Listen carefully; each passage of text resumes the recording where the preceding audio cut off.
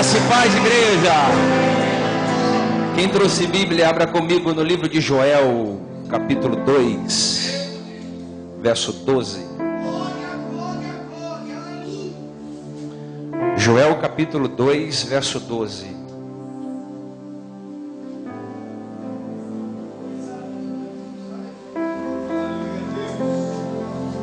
Livro do profeta Joel, capítulo 2, verso 12.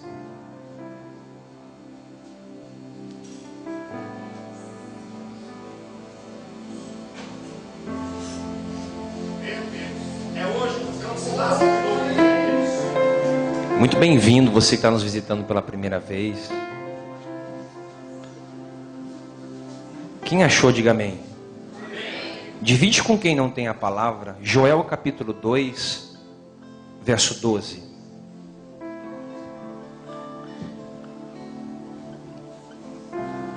Joel capítulo 2, verso 12 diz assim: ainda assim, agora mesmo, diz o Senhor, convertei-vos a mim de todo o vosso coração, e isso com jejuns, com choro e com pranto.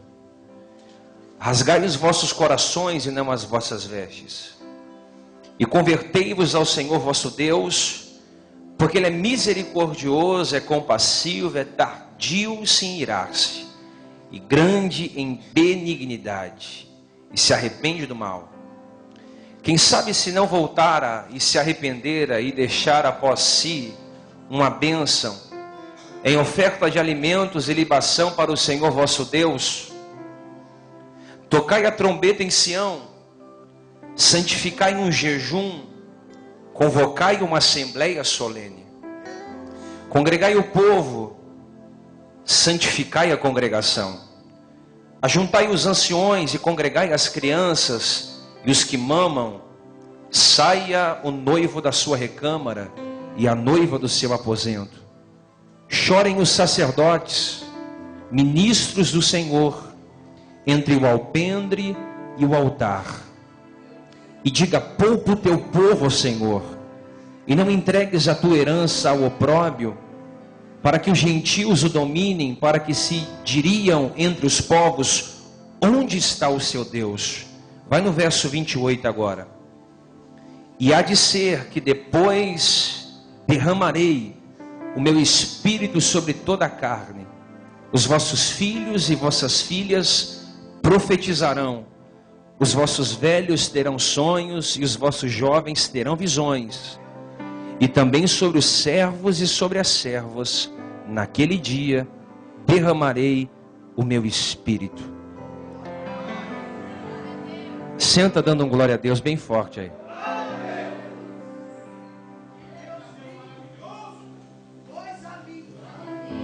Querido, só acende a luz aqui de trás para mim, por gentileza. Isso.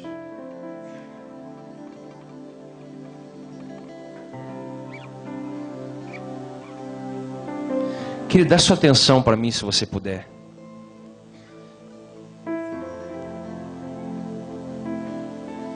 Eu queria falar hoje sobre chorem os sacerdotes. Diga para quem está do seu lado aí: é tempo de chorar. Queridos, eu tenho percebido que a igreja tem crescido. E de fato, esse crescimento é bom. Esse crescimento é um crescimento bom. Porém, nós não esperamos somente que a igreja cresça, mas que a igreja ela se desenvolva. Porque não basta apenas crescer, tem que se desenvolver. Tem crianças que crescem, mas não desenvolvem. Porque uma pessoa que se desenvolve, ela consegue facilmente ter um entendimento muito maior e muito mais profundo daquilo que Deus quer dizer. O profeta, ele era como um despertador para a nação. O despertador, ele tem o poder de te despertar, mas ele não tem o poder de tirar você da cama. Por exemplo, quando o despertador toca, ele tem o poder de despertar você, mas ele não tem o poder de tirar você da cama. Essa é a função do profeta.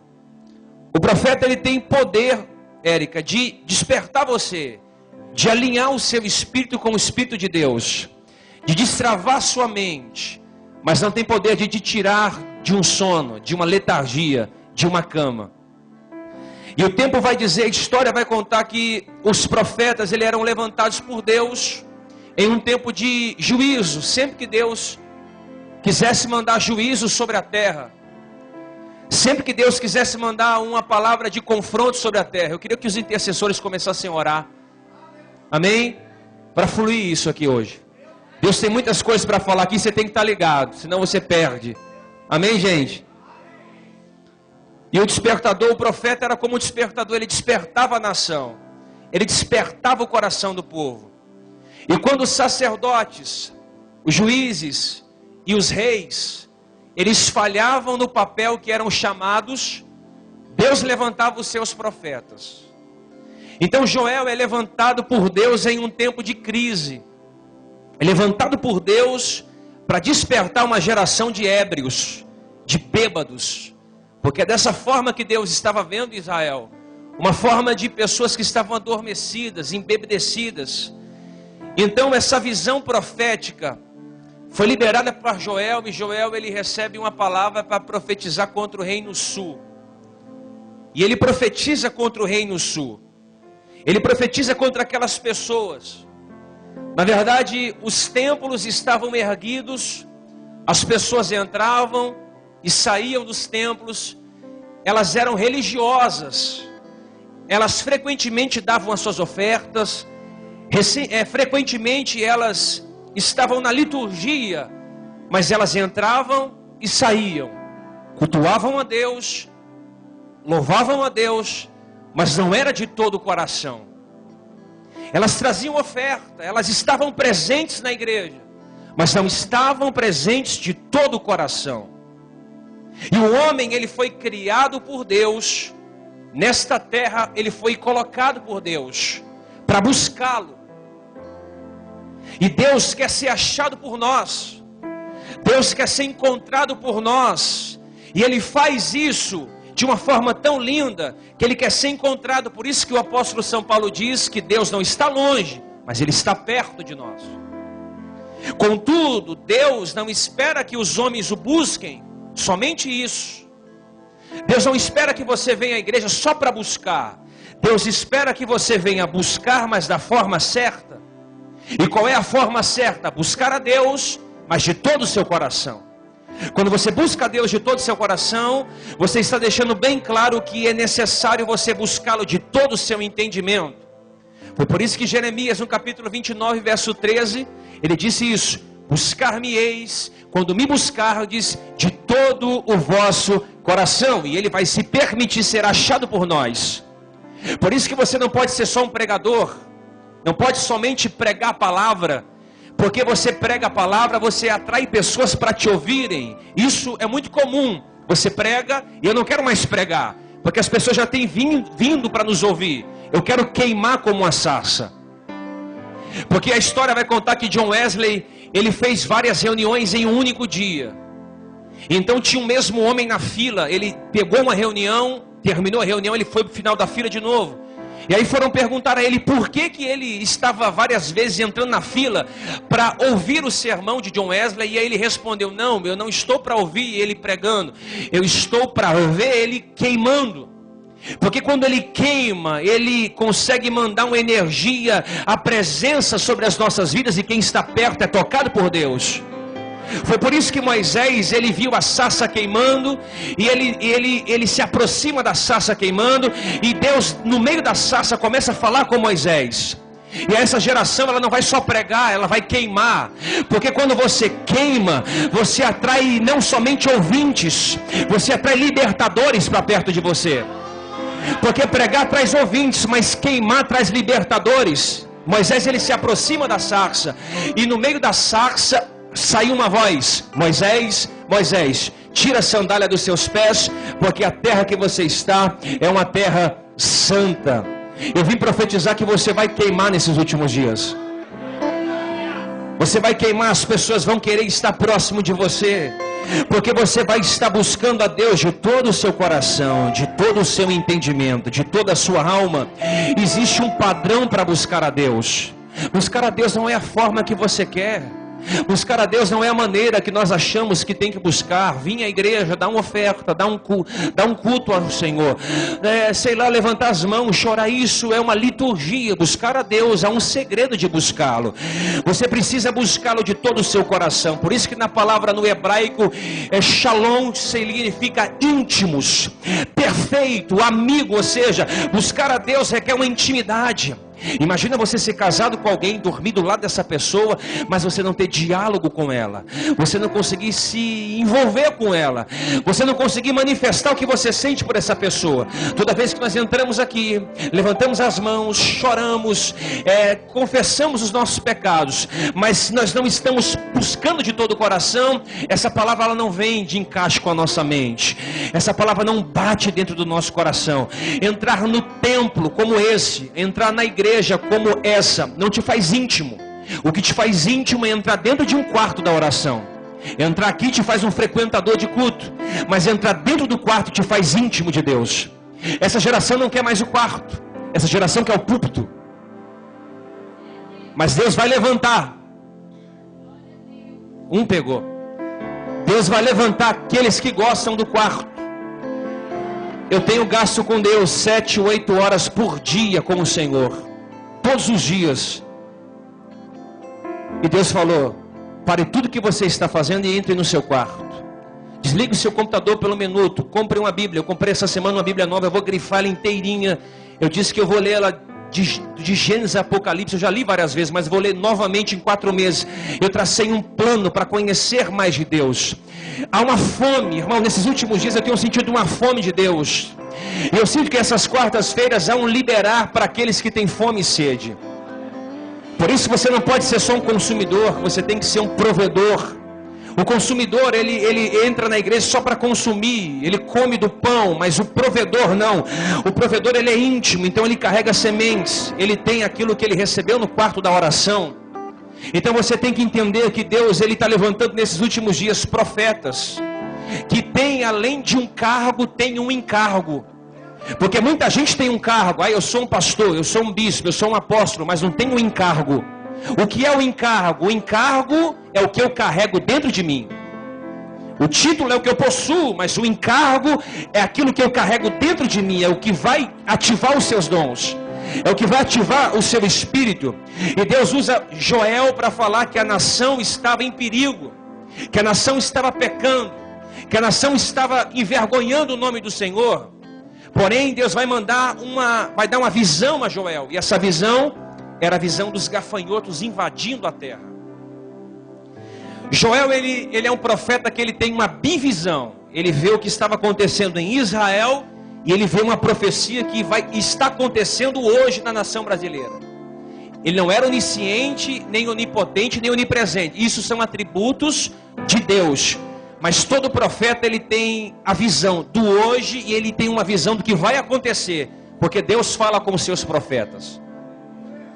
Aqueles que não se venderam. Profetas, não falsos profetas.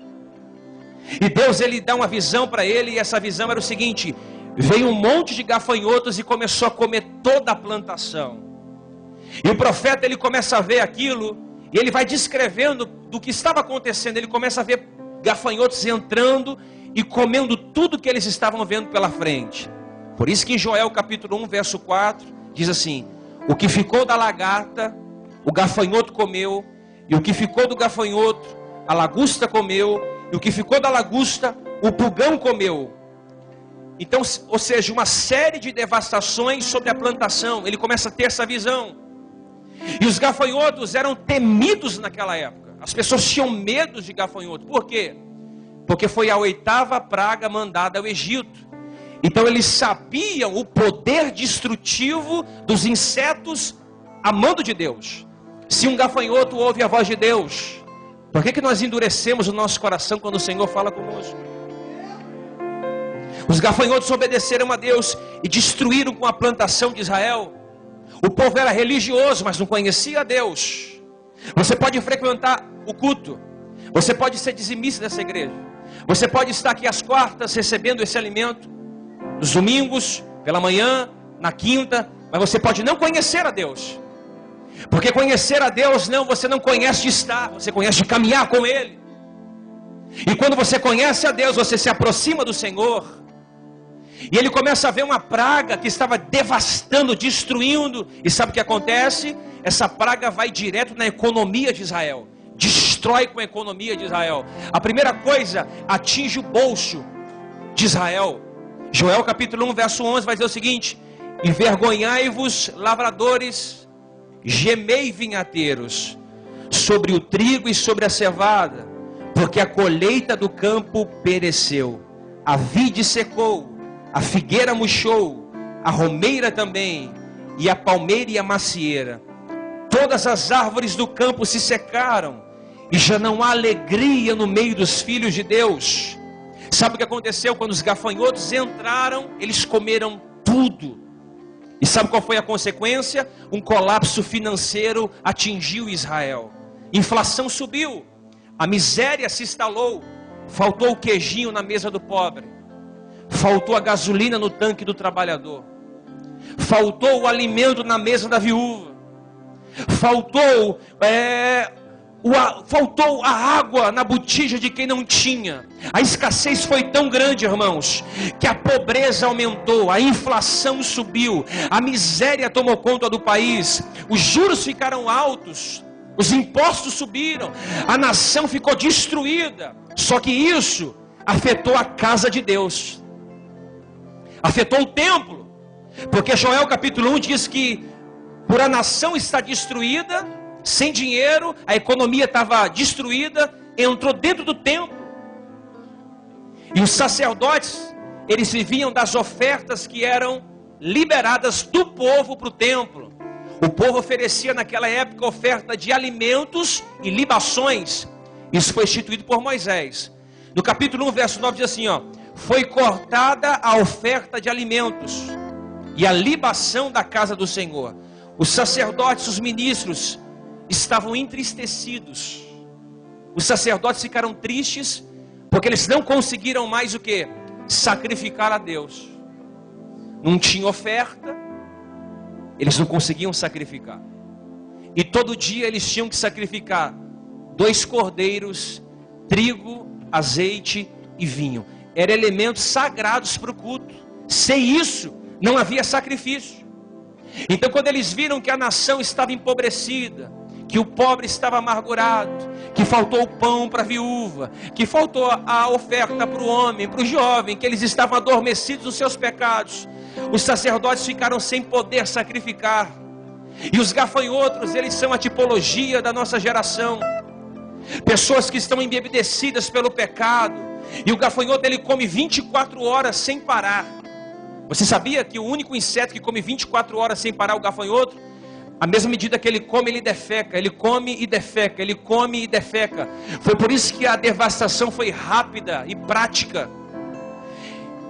E não tinha mais alimento, então eles não sacrificavam mais. Então os sacerdotes se entristeceram. E eu venho dizer para você hoje, eles se entristeceram porque não havia mais oferta. Se entristeceram porque não havia mais como sacrificar a Deus. Ao contrário da nossa geração, hoje nós podemos sacrificar a Deus, podemos ofertar ao Senhor, mas falta fome, falta sede, falta entendimento. Pessoas entram no culto, cruzam os braços e falam, deixa eu ver o cardápio hoje, o que vai ser pregado? Ela não ora, não jejua, não busca Deus, não tem um discernimento, então a palavra tem que ser como se ela quisesse ouvir aquilo. E a igreja, você não pode entrar para se sentir bem, você tem que entrar para ser confrontado por aquilo que você está vivendo e passando. Louvado seja Deus pelos profetas que ainda Deus tem levantado nesses últimos dias. Profetas que têm compromisso com a palavra de Deus, não com aquilo que o povo quer ouvir. Que Deus te levante nesses últimos dias como um profeta de juízo nessa geração. Não como um justiceiro ou como uma justiceira, mas como um profeta de juízo e graça. Porque o juízo vem acompanhado com a graça. Não adianta você usar do microfone para sair sentenciando todo mundo, porque isso não foi o que Jesus fez. Jesus exortou, mas ele colocou no colo e cuidou como filho. O problema é que hoje ninguém quer ter esse contato maior com as pessoas. Elas querem estar em evidência, mas o cuidar do filho feio ninguém quer.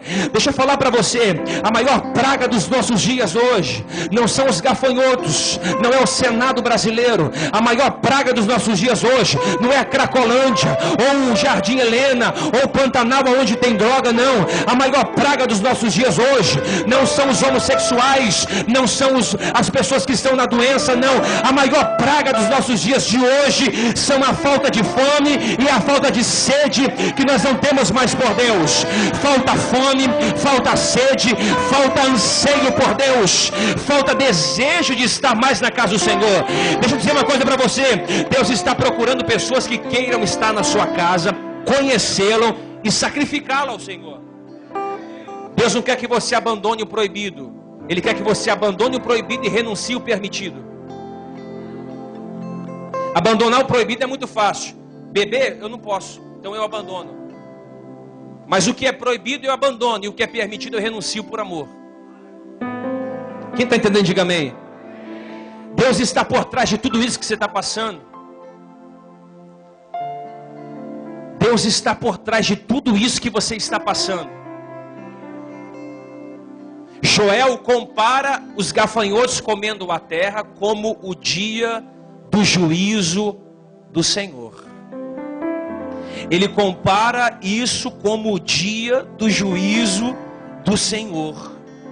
E o que é o dia do juízo? Quando o livro de Joel fala o dia do juízo, está falando o seguinte: que um dia Deus vai vir com o seu exército, generais, cavalos, cavaleiros, como gafanhotos, e vai destruir toda a terra. Não vai ter como fugir. Então Joel está falando de Israel, mas está profetizando: isso que está acontecendo na nossa nação, vai acontecer na nação futura. Não vai haver resistência, não vai haver ninguém que possa combater essa frente, porque Deus vai estar à frente do exército, com seus cavalos, com seus cavaleiros. É a tipologia dos gafanhotos comendo a terra. A ONU não vai conseguir resolver as questões políticas quando Deus vir para julgar a nação. As Nações Unidas não vão conseguir resolver a crise econômica. O dia do juízo vai ser o dia que Deus vai colocar a sua casa em ordem.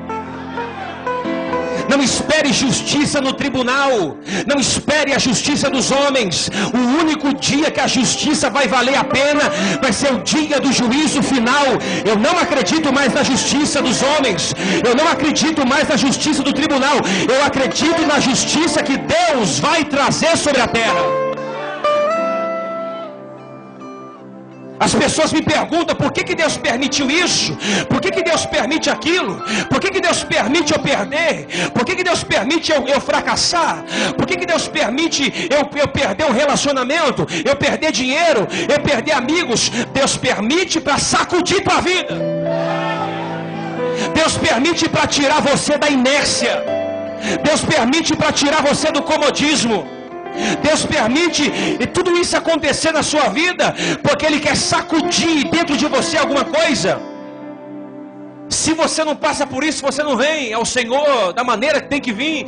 Tudo isso é permissão de Deus. Deus estava por trás dos gafanhotos. Então foi se secando a oferta de manjares, e as ofertas foram cortadas do templo. Os sacerdotes não podiam mais sacrificar. Joel capítulo 1 verso 9: foi cortada a oferta de alimentos e a libação da casa do Senhor. Os sacerdotes e ministros do Senhor estavam entristecidos. Hoje em dia podemos sacrificar nossas vidas, mas os altares estão secos. Os sacerdotes estavam acostumados com as suas grandes igrejas, seus templos, seus artistas, mas Deus estava procurando um sacrifício vivo. Há uma estimativa que em 2020 terá 50 milhões de evangélicos só no Brasil. Faz uma peneira. Será que de 50 milhões, quantos deles são convertidos de verdade? Convertidos de todo o coração. Não é você falar, eu sou crente. Crente até o diabo é. A Bíblia não te chama de evangélico, não te chama de crente, não te chama de nada, chama de filho. Você não é produto de sistema, é a Veja que te chama de evangélico, é o IBGE que te... Deus chama a gente de filho! Filho! Filho!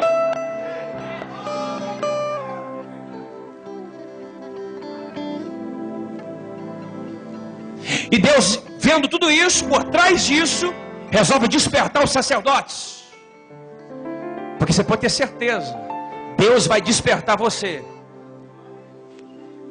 Deus vai despertar a tua vida. Sabe o que Deus faz? Deus chama os sacerdotes e diz assim a eles: diga ao meu povo que eles chorem entre o alpendre e o altar. O alpendre era o pátio e o altar era o lugar santo. Diga ao meu povo que chorem. Diga aos sacerdotes. Deus dá uma resposta específica. Diga aos sacerdotes que chorem entre o alpendre e o altar. Mas Deus não pediu para os sacerdotes chorarem no púlpito. Deus pediu para que eles chorassem no altar.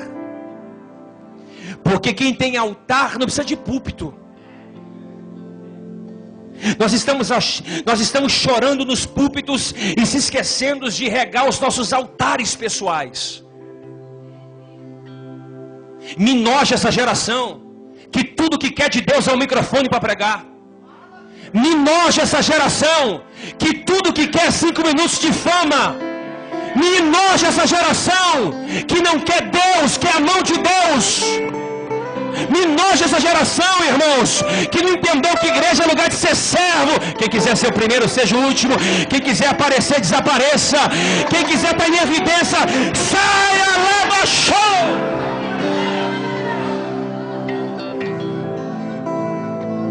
Deus chamou os sacerdotes para chorar no altar, não foi no púlpito. Sabe por quê? Porque o púlpito serve de exibição. O altar, lugar de morte e adoração. O púlpito é para artista, o altar é para profeta. Você é púlpito, o seu púlpito, ou você está no altar? Você é um profeta ou você é um artista gerado em um sistema? Por que tarda os avivamentos de hoje em dia? É porque as pessoas não entenderam o que Deus está dizendo nesses últimos dias. Você só vai entender o que Deus está falando se você ouvir. Não falar, ouvir. O céu está falando, somos nós que não estamos ouvindo. Escute isso aqui. Ele fala assim: chore entre o púlpito. Sim ou não? Não. Ele fala: chore no altar. Chora no altar. Agora, por que Deus mandou o sacerdote chorar no altar? Porque os altares estavam secos.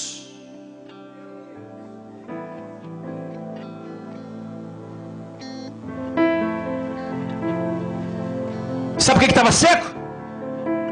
Os altares da nossa geração estão secos. Estão secos porque os pregadores e supostos apóstolos, eles estão mais preocupados com o dinheiro, com a fama, com a aceitação pessoal, do que levar os perdidos a um arrependimento. O dinheiro tem corrompido muitas pessoas, e corrompeu muitos profetas, que um dia foram profetas, hoje são falsos profetas. Um dia alguém veio falar: vou te ungir apóstolo. Eu disse: não está no meu tempo ainda, eu quero ser um apóstolo, não apóstata. Se você é levantado antes do tempo, a sua unção mata você. E você doente, você vai matando as outras pessoas. Muitos profetas se venderam por isso. O dinheiro entrou no coração, o ego, a soberba, o glamour. Eles estão embebedecidos porque estão em suas grandes igrejas, em seus grandes templos. Eu não estou preocupado de uma igreja grande ou pequena. Eu quebrei o protocolo de querer ser um profissional de púlpito. Eu não quero mais uma carreira ministerial. Eu só quero pregar o evangelho. 50, 100, 200, ou a quantidade de membros que Deus dá, isso é consequência de uma obediência. Você vai ser quebrado por todo o princípio que você quebrar.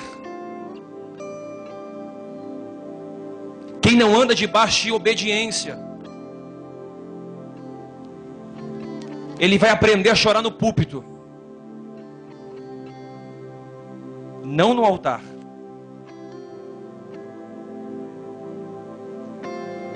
Por que os nossos altares estão secos? Porque os nossos cultos evangelísticos parecem mais shows teatrais do que pregação do evangelho. É muito barulho, pouco entendimento, pouco discernimento, pouco amor, muita condenação, muito questionamento, mas pouca paixão, pouco fogo, pouco fervor e pouca oração.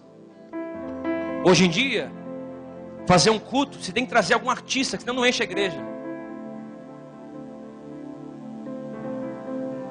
Então os cultos de hoje em dia está parecendo o seguinte, está parecendo um show para atrair as pessoas. Só que quem está com a sua vida no altar, ele atrai propósitos para si. Sabe o que eu quero dizer para você? Você vai ser um profeta dessa geração. E você tem que aprender da maneira certa. Porque se você não aprender da maneira certa, você vai ser só um no sistema. E eu vou dizer uma coisa para você. Esse sistema engolda, ele forja muitas pessoas para andar no seu tempo. Os altares estão secos porque os cultos evangelísticos parecem mais shows teatrais. Você vê pessoas fazendo de tudo para encher as suas grandes igrejas. Não importa de que forma elas vão fazer. O importa é que as pessoas vão vir. Não faça o que dá certo. Faça o que é certo. Deus não está promovendo pregadores mais. Ele promove a verdade. Ah, Deus vai promover o meu ministério. Quem disse? Deus vai promover o seu nome. Quem disse? Deus vai promover o seu departamento. Quem disse? Ele vai promover a verdade. E quem promove a verdade será promovido com ela. Se você promove a verdade, automaticamente a verdade vai promover você. Porque Deus não tem compromisso com nós. Deus tem compromisso com a sua palavra. Por que os altares estão secos? Eu falo de altar, eu falo da nossa vida. Por que a nossa vida está seca? Porque nós não temos mais intensidade, fervor na oração. Um cristão que não ora todo dia está caído. Um pregador que não ora 2 horas por dia está desviado e não sabe. Certifique-se que você ora antes de pregar. Antes de você querer pregar, certifique-se que você tem uma vida de oração.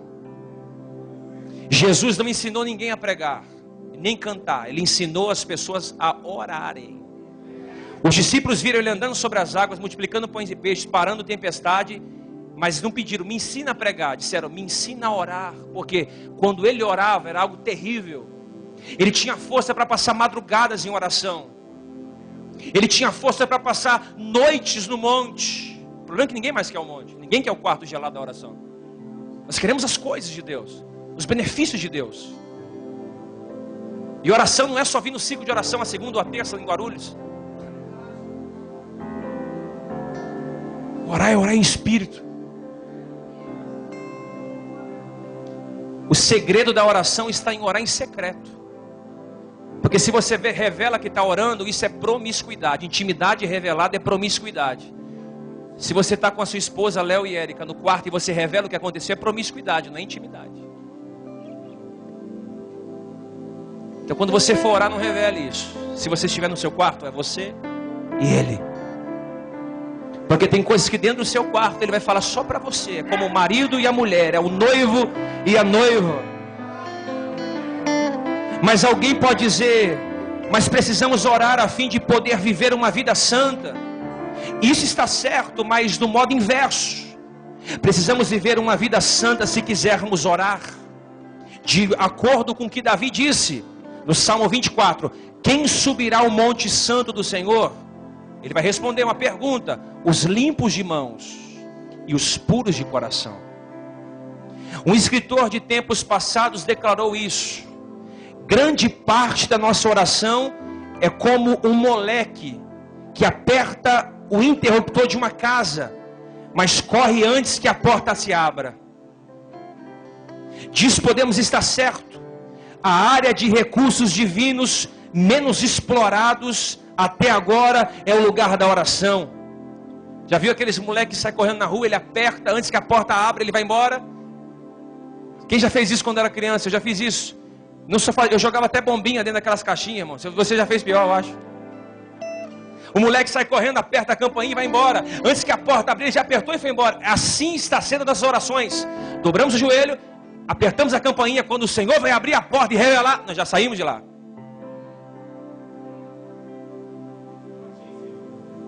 No tribunal de Cristo, o fato mais vergonhoso que um cristão haverá de enfrentar será a sua pobreza na vida de oração. Um pregador muito conhecido disse isso: o imenso poder da oração já sujeitou a força do fogo, amarrou a ira de leões, acalmou as insurreições da anarquia, pôs fim à guerra, aplacou a força selvagem da natureza, impeliu demônios, rompeu grilhões da morte, expandiu os limites do reino do céu, aliviou enfermidades, afastou fraudes, resgatou cidadãos da destruição, parou o sol no seu curso, impediu o avanço do raio destruidor. A oração é a panóplia. O que é panóplia? A armadura do crente.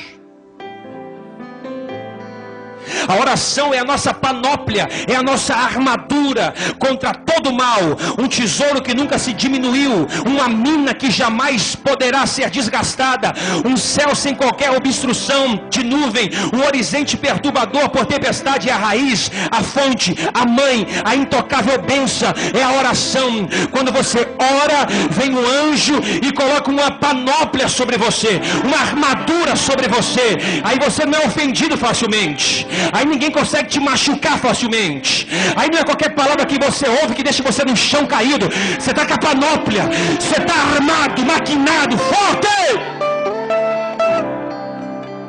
Por isso que você vê muita gente fraca, não consegue ouvir nada porque fica triste. Se ouve alguma coisa, fica triste. Se está passando por alguma coisa, fica triste porque está sem panóplia, está sem armadura, está sem armadura, está sem armadura. E tem outra: se você é ofendido e se entristece, é porque você não morreu ainda. Porque uma pessoa morta, ela não se ofende, ela está morta. Por isso que João diz: os mortos ouvirão a Deus. Por quê? Porque só ouve Deus quem está morto. Se você se ofende ainda, você tem que morrer um pouquinho.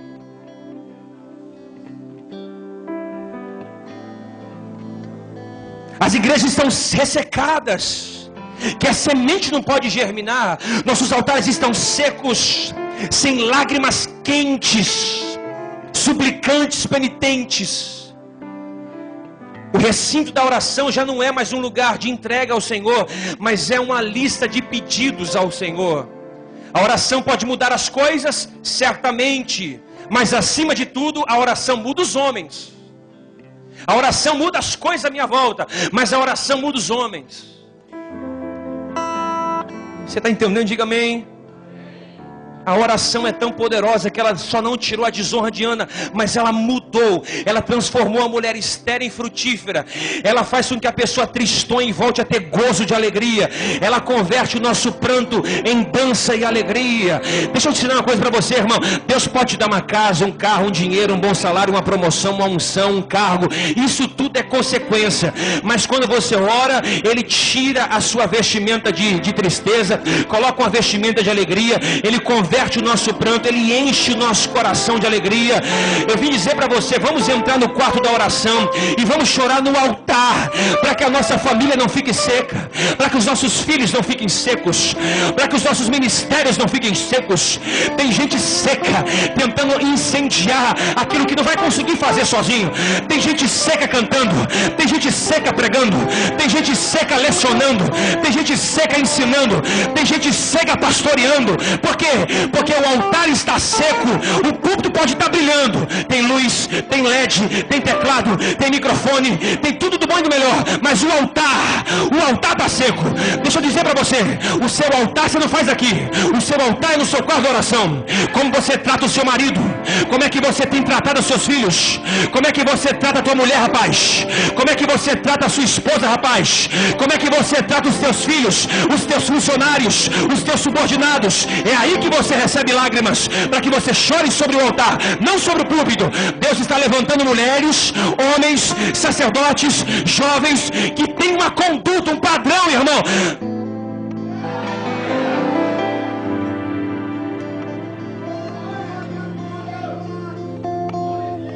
Por que nossos altares estão secos? Porque roubamos a glória que pertence a Deus.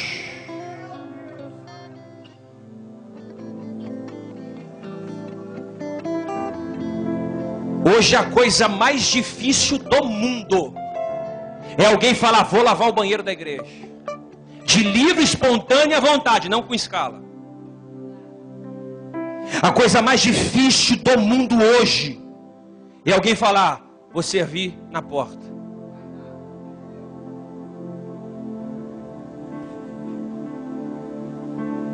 Todos querem o púlpito porque já perderam o seu altar secreto. Orar no quarto já não satisfaz mais. O desejo é aparecer. Um dia eu andei nesse sistema. Deus me quebrou inteiro. Eu sou seu pai para dizer para você, saia disso enquanto é tempo. Deixe alguns amigos falsos de lado. Deixe algumas más companhias de lado. Fique um pouco a sós com Deus. Não tenha pré-julgamento daquilo que você está pensando das pessoas. Se esconda um pouco. Se for possível, deixe o seu trono, a sua cadeira, a sua coroa, o seu cetro, deixa com Absalão e vai para o deserto, vai para lá, vai para a caverna de Adulão um pouquinho, se esconde lá um pouquinho, se for preciso, se esconde dos amigos, do pastor, só não fuja de Deus, foge ali. Aí Deus vai falar, vai lá, 400 homens vão ficar com Davi, endividado, amargurado, entristecido, pobre, vai lá, cuida dele, porque Davi tinha 1000 pecados, mas ele brigava pela presença, não pelo trono. Ele queria Deus, ele queria a sua presença, ele queria a sua arca, ele queria o seu tabernáculo, ele queria a sua glória. Ele disse, mais vale um dia na casa de Deus do que 1000 outros em qualquer lugar. O pardal encontrou casa, a andorinha encontrou ninho, mas eu encontrei os teus altares, eu encontrei os teus altares, eu encontrei os teus altares. Bem-aventurado é o homem que teme ao Senhor, bem-aventurado é o mancebo que depende ao Senhor, porque ele vai ser como a luz da aurora, brilha dia a dia, até encontrar a sua perfeição. O segredo de Deus não é para quem é rico, os segredos do Senhor não é para quem tem boa pregação, ou bom terno, ou um bom carro, ou uma boa casa. Os segredos do Senhor, no Salmo 25 diz, são para aqueles que temem o Senhor, são para aqueles que temem o Senhor, são para aqueles que temem o Senhor, são para aqueles que guardam a sua palavra. Eu guardei a sua palavra no meu coração, para não pecar contra ti. A tua palavra é luz para os meus caminhos, e lâmpada para os meus pés. A tua palavra é escudo e broquel. É verdade, sei. Eu estou dizendo para você, irmão, Deus está levantando uma geração que vai voltar para o quarto, que vai voltar para o quarto, que vai voltar para o quarto.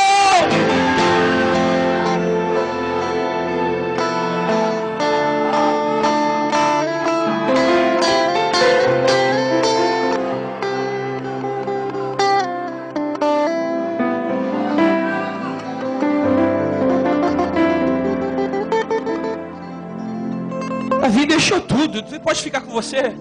Que Deus não retire o seu espírito de mim. Mas nós não queremos deixar as coisas. Nós queremos as coisas. Nós queremos os títulos, os cargos. Nós queremos isso.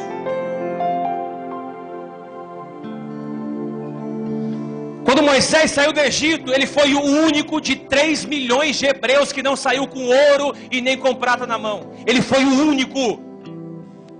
Todo mundo retirou o que era deles. ouro e prata. Moisés saiu segurando, sabe o quê? A alça do caixão de José.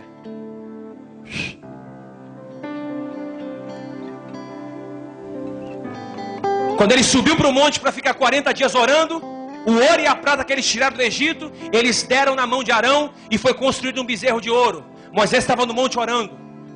Ele estava lá em cima, Deus estava dando a tábua da lei. A primeira tábua da lei quem deu foi Deus, e Deus escreveu nas pedras com a sua mão. Ele subiu, Deus escreveu nas tábuas de pedra. Quando ele desceu, o povo estava na frente do bezerro de ouro. Detalhe, o bezerro de ouro estava na frente do altar. Moisés ficou tão indignado que ele quebrou as tábuas da lei.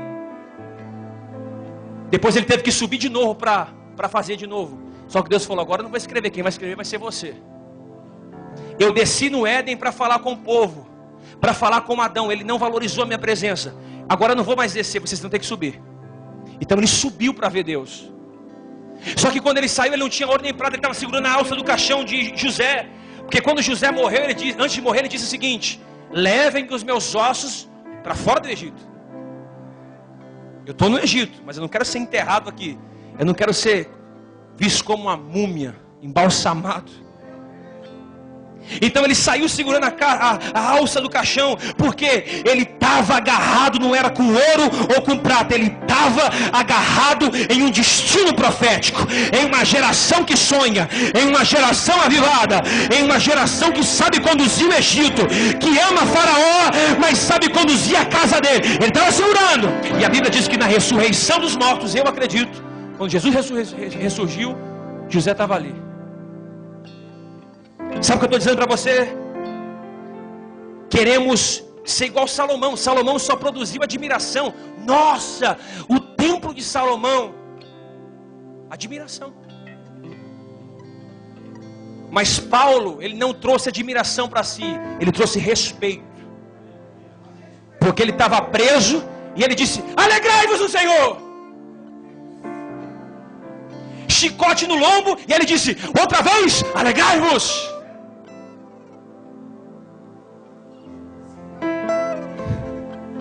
Ele disse: se eu for me gloriar de alguma coisa, eu vou me gloriar nos meus espinhos, nas minhas marcas. Jesus, quando ressuscitou, ele foi até os discípulos, foi até Tomé e mostrou as mãos. O que você está vendo? Cicatrizes. O que você vai deixar para a próxima geração? Um carro? Uma casa de aluguel? 2? Tolinho. Você vai deixar o que para a próxima geração? Uma previdência? Uma aplicação? Isso é muito bom. Deixe sim. Mas e o legado? O que é legado? É o que você vai deixar para os seus filhos, para os seus netos, para os seus bisnetos, para aqueles que estão à sua volta. O que você está gerando nessa geração? Admiração a respeito. As pessoas estão com você porque elas admiram você, ou porque elas respeitam aquilo que Deus determinou para você. Porque se você andar com pessoas que te admiram, quando você parar de dar resultados, elas vão embora. Mas se elas te respeitam por o que Deus deu, elas vão permanecer. Paulo morreu sozinho, mas ele teve uma comunhão com o Senhor. O que você está produzindo? Uma admiração a respeito. Não roube a glória que não é sua. Não roube a glória que não é sua. Não roube a glória que não é sua. A glória tem que ser de Deus, para Deus, por Ele, para Ele são todas as coisas. Pedro foi entrar dentro do templo junto com João. Quando ele foi entrar, tinha um paralítico. Aí o paralítico olhou para ele e disse assim: me dá uma prata, um ouro, uma moeda. Ele disse: olha, não tenho, mas olhe para mim. Eu não tenho prata e não tenho ouro, mas o que eu tenho eu vou te dar. O que? Levanta e anda. Pedro era apóstolo, ele disse: olha para mim. Ele chamou a responsabilidade para ele. Mas quando o paralítico levantou, saiu dançando, cantando no templo, as pessoas foram até o paralítico e perguntaram: quem fez isso? Pedro. Aí foram atrás de Pedro. Pedro, você que levantou esse paralítico, ele disse: por que vocês estão olhando para mim? Como se eu tivesse feito alguma coisa. Olhe para aquele que fez aqueles que vocês crucificaram, o Senhor Salvador. Na hora de chamar a responsabilidade, a igreja Sarana Nações vai chamar. Na hora de devolver os resultados, é para Ele. Chama a responsabilidade para você. Ore pelos enfermos, pelos doentes, pelos necessitados. Faça suas devoções, faça sua ação de graça. Chame a responsabilidade. Mas quando vir o resultado, não é para mim, é para o Senhor. A autopromoção anula o desenvolvimento do seu ministério profético. A sua vontade de aparecer, a sua vontade de brilhar, a sua vontade de romper, vai anular todo o destino profético da sua vida. Você não percebeu ainda? Todos os homens da Bíblia que se escondeu, Deus falou: vem cá. Ei. Elias falou: vou me esconder um pouquinho. Deus falou: o que você está vendo que é aqui? Sai. Davi lá no passo escondido. Deus falou: sai daí.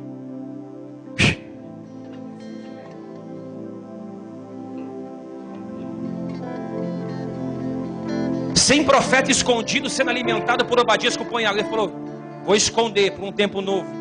O problema é que ninguém quer ficar mais escondido, quer estar todo mundo aparecendo. Joel chama o povo ao arrependimento. Ele diz assim: nós não temos mais pão na mesa, não tem mais oferta na casa de Deus, os altares estão secos. Chama o povo ao arrependimento. No verso 12 ele diz assim: vocês precisam se converter de todo o seu coração. Deus só pode agir nas nossas vidas se nós convertemos de todo o nosso coração. Deuteronômio 4:30: quando estiverdes em angústia e todas essas coisas te alcançarem, então nos últimos dias voltarás para o Senhor teu Deus, e Ele ouvirá a sua voz. Salmo 34, verso 14, eu amo Davi. Perto está o Senhor, perto está o Senhor dos que têm um coração quebrantado, e salva os contritos de espírito. Nós somos bons para atrair pessoas pela fé. Olha, vamos fazer uma campanha assim, e a gente trai as pessoas pela fé. Mas nós somos ruins em atrairmos as pessoas pelo arrependimento. Jesus nunca prometeu casa, nunca prometeu carro, nunca prometeu bom salário, Ele nunca prometeu promoção ministerial. Ele sempre prometeu vida eterna, vida com abundância, reino de Deus. O seu primeiro sermão foi: arrependei-vos, pois é chegado o reino de Deus. O primeiro sermão de João Batista foi: arrependei-vos, pois é chegado o reino de Deus. O primeiro sermão de Pedro, 3.000 almas aceitaram a Jesus, foi: arrependei-vos e convertei-vos. Vamos voltar com essa mensagem para a igreja. Vamos voltar com essa mensagem para a igreja. Vamos voltar essa mensagem para a igreja. Por quê? Porque o arrependimento não é você entrar em um culto e sair alegre, é você entrar num culto e sair triste com você mesmo.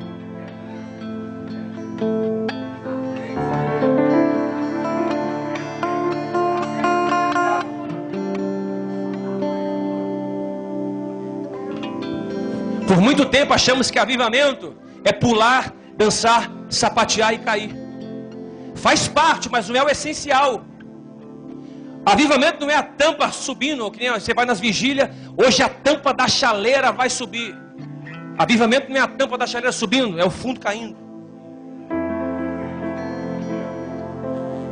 Avivamento regado de lágrimas traz um avivamento. E o avivamento, irmãos, ele é algo interior, dentro de você. É como se fosse uma fome exagerada por Deus. Só deixa eu dizer uma coisa para você.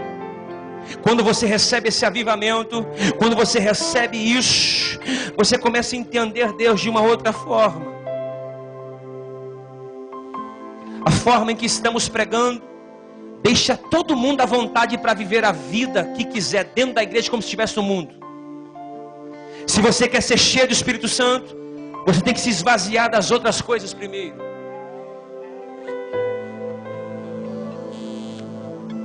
Vamos dar um exemplo? A sua esposa, sua namorada, a mãe fez uma comida maravilhosa. E você comeu muito. Você está satisfeito. Aí o bispo liga para você e fala assim: ô filho, ô filha, você quer almoçar comigo hoje? Aí você vai dizer assim: bispo, eu até almoçaria, se eu não tivesse almoçado agora. Quando você está cheio, você não tem mais nenhum anseio.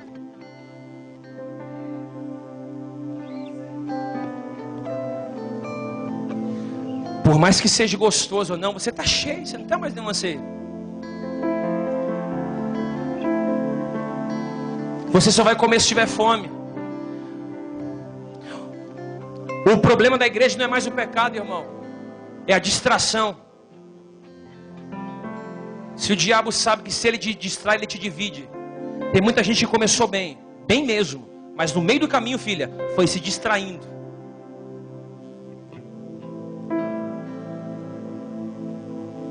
E o entretenimento é o substituto diabólico da alegria de servir a Deus. Se o diabo consegue te distrair, ele te derruba, mesmo na igreja, mesmo em santidade. Sabia disso? Você pode estar em santidade, mas se você se distrai, é um pecado. Quantas pessoas distraídas demais com Deus. Ele fala: convertei-vos a mim de todo o coração com jejuns, que é a mortificação diária. O que é o jejum? Jejum não é para você emagrecer, filhinha. Papai ama a tua vida. Jejum não é para você afinar a cintura, linda. Eu te amo. Jejum não é para você perder peso. Jejum é para você mortificar sua carne, que está gritando. É um leão dentro de vocês, eu vou sair para fora, vou te pegar.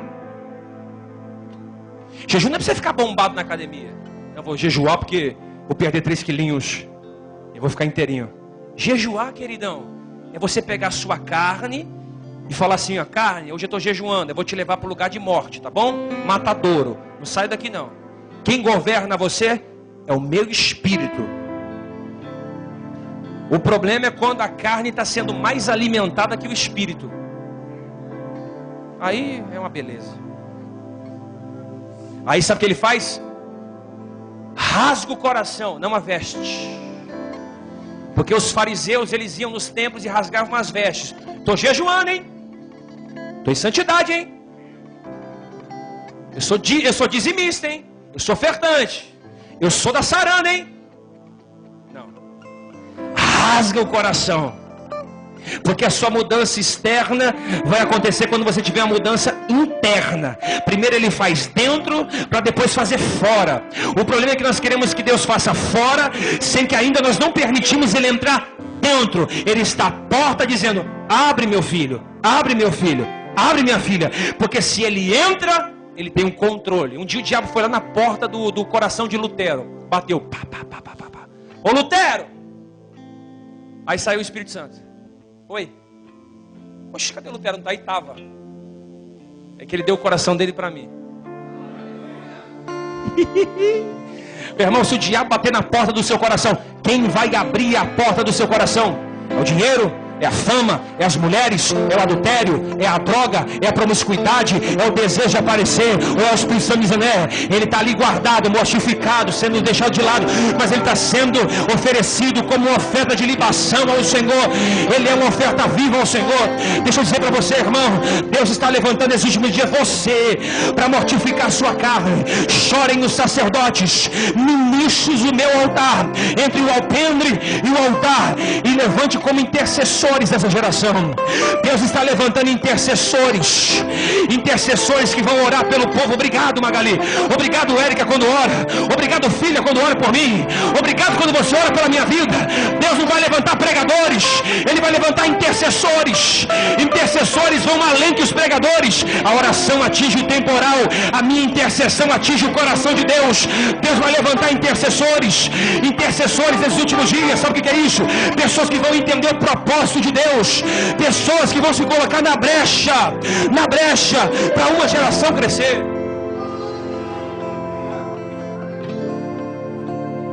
Deus levantou Joel como intercessor da nação. Foi preciso um homem de coração partido, quebrado, que lamentava profundamente como Moisés, para dizer assim: ó Deus. Moisés era terrível, Deus. Moisés queria pregar para Deus. Senta aqui, Deus, vem cá. Senta aí. O que foi? Você não vai comigo não? Não, vou mandar a presença. Eu só vou se você for comigo. Anjo não serve. Anjo já tem um anjo comigo. Ele queria ensinar Deus, irmão. E às vezes a gente é assim mesmo. Quer ensinar Deus? Não, Deus, assim não dá. Ó. Moisés foi levantado como intercessor. Olha o que ele diz: ó Deus, este povo cometeu grande pecado. Agora, pois, perdoa-lhes o pecado, ou senão risca o meu nome do teu livro. Sabe o que é isso, pastor? Sabe o que é isso, Leozinho? Ô Deus, ou você salva Israel, ou você pode me tirar do céu. Intercessor.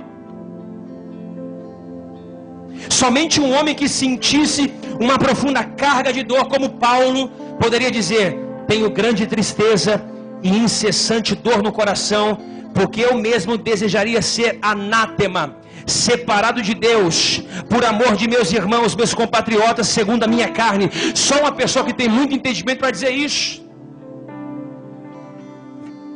Aí sim, ele mandou sair os sacerdotes e os anciões. Eu acho linda essa expressão quando ele usa assim, ó: sai a noiva da sua recâmara e o noivo do seu aposento. Olha como é lindo isso. Sai a noiva e o noivo, ou seja, eles estavam lá para consumir o ato. Vem cá, filhinha, porque o noivado era casamento. Vem cá, filhinha, deixa eu fazer isso depois. Vamos chorar pelo povo. Tá entendendo, filha? Deixa para ter relação outro dia. Vamos chorar no altar. É isso aqui que a Bíblia está dizendo.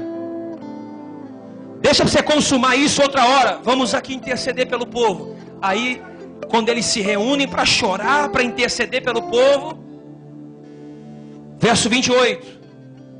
Há de ser que depois, tem gente que usa esse versículo aqui errado. Há de ser que depois o quê? Tudo isso que eu disse, eu derramarei meu espírito sobre toda a carne. Os vossos filhos, vossas filhas profetizarão. Olha que interessante isso aqui, Magali. Os vossos velhos terão sonhos e os vossos jovens visão. Ou seja, o velho vai ter sonho, mas o novo vai andar na visão do velho. Não é outra visão. Visão com visão é divisão. Aqui é só uma visão, meu filho. Duas é divisão, é rebeldia. É uma só. O velho tem a visão e o novo vai andando. Quem que é o velho? Quem que é o velho? Quem que é o velho? Quem que é o velho? Quem que é o velho? São os anciões, são os mais velhos. Se Deus tirar os mais velhos dessa igreja, o que sobra dessa igreja? Deus não pode tirar a sua mãezinha de cabelo branco. Deus não pode tirar o pastor Aldir, nem o pastor Mário, nem a Magali, nem a Eriquinha, nem... Sabe por quê? Porque o velho é o que fundamenta a casa. O problema é que essa geração nova quer atropelar o velho. O velho tem sonho e o jovem anda na visão do velho. Sabe o que é isso? Não remova os marcos que os seus pais fizeram. Não quer ir? Não tenta passar, meu filho. Você vai se machucar. Anda só até onde Deus falou. É aqui? É obediência? É, vamos andar nisso aqui, não vamos se arrebentar.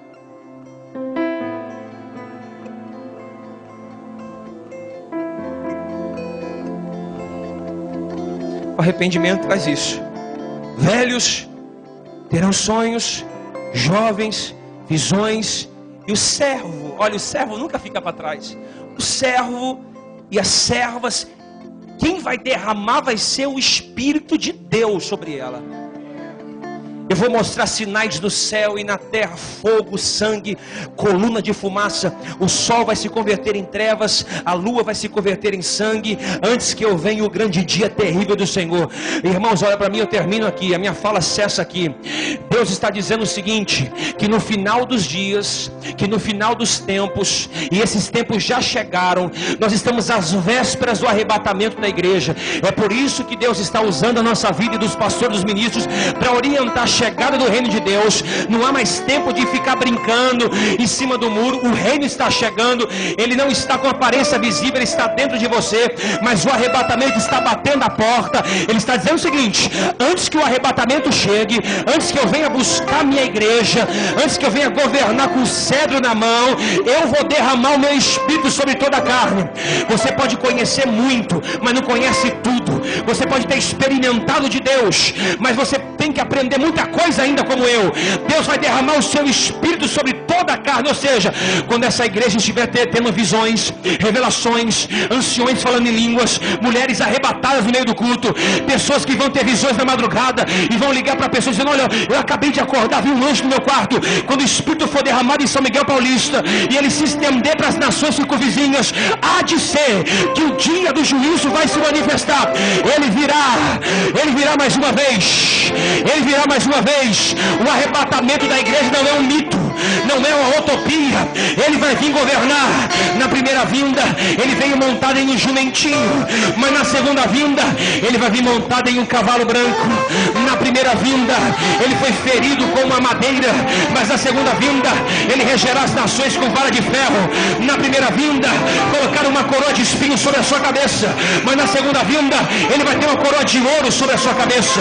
Na primeira vinda tiraram o seu manto, mas na segunda vinda ele está com a roupa branca, um cinto de ouro, cabelo branco como a alva lã, os seus olhos como chama de fogo, da sua boca sai uma espada afiada de Deus gumes, os seus pés são como de um latão reluzente saindo de uma fornalha, na sua coxa está escrito Rei dos Reis, e na sua boca sai uma espada de 2 gumes afiadas.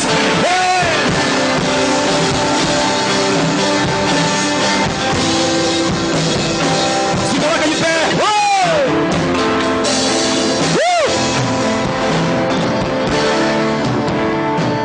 Libere um pouco dessa unção aqui para o altar, irmão. Manda a glória a Deus aqui para o altar.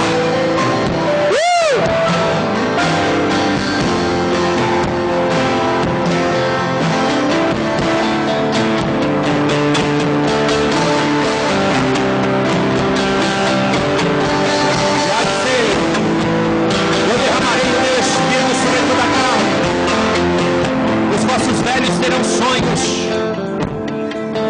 os vossos jovens terão visões. Levanta suas mãos, libera um pouco dessa unção.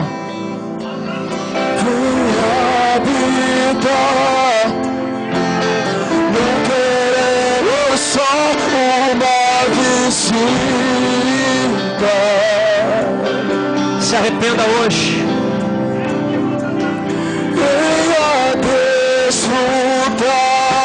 Se arrependa hoje. Tu és autorizado aqui nesse lugar. E haverá que eu vou restituir os anos que foram consumidos pelo gafanhoto. A restituição só vai vir quando haver um arrependimento. Queremos só uma visita.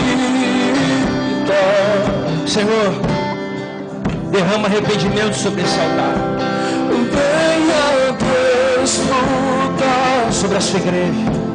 Tu és entronizado aqui nesse lugar.